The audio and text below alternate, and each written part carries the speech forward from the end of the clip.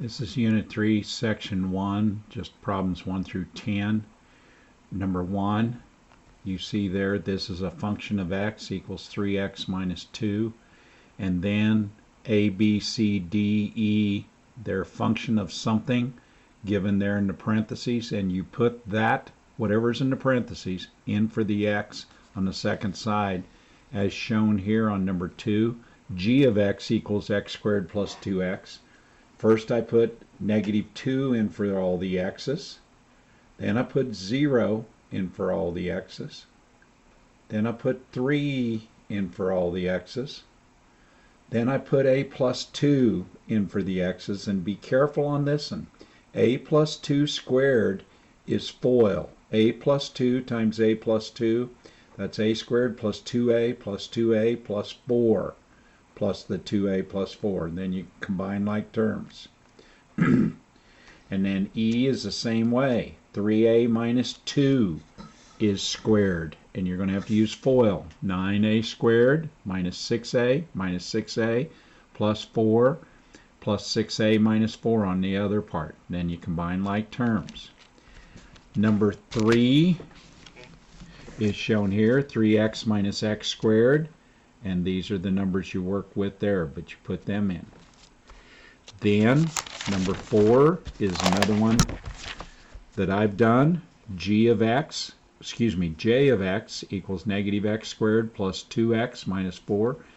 Not only you have to be careful about squaring, but then you square it, then you take it times negative 1, as I showed on part A, how to do that. Remember, you square the negative 5 first, then you take it times the negative 1, as I've shown.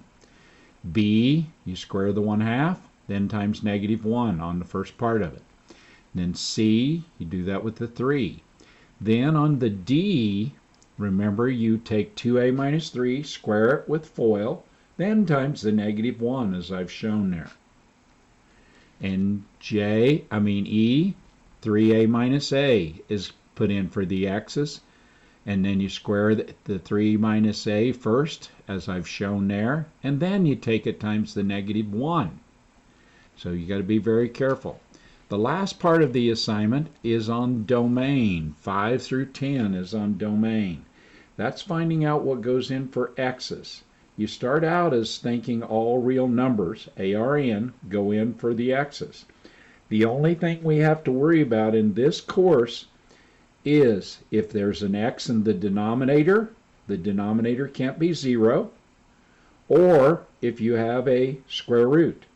Number 5, 3x plus 2, the x's, there's no x's in a radical, there's no x's in the denominator, so you could put any number you want in there. Number 6, the problem with it is you've got an x in the denominator, x minus 5.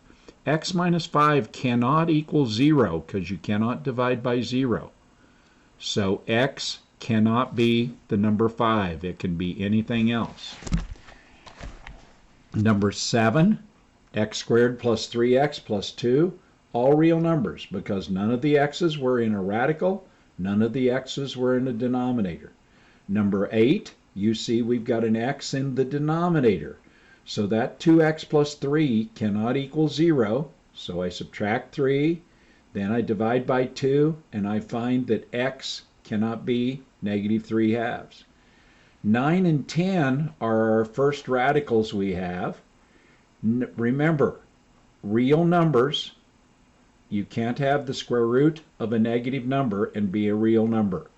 So on the first one, number 9, x minus 2 has to be greater than or equal to, well, it could be 0. 0 would be all right in there. I shouldn't have the equal to under it. It should be just greater than 2 on that one. Okay? Because, x is greater than or equal to 2 because it can equal 0 when it's like that. Now the next one, number 10, 2 plus x cannot be equal to 0 because it's in the denominator. If it's equal to 0, you'd have 0 in the denominator, which is undefined. Also, 2 plus x has to be greater than 0, and so we work that out. So x has to be greater than -2, or you would have a negative number inside your radical. And we can't have a negative number in your radical, and also in that radical you can't have 0 since it's in the denominator.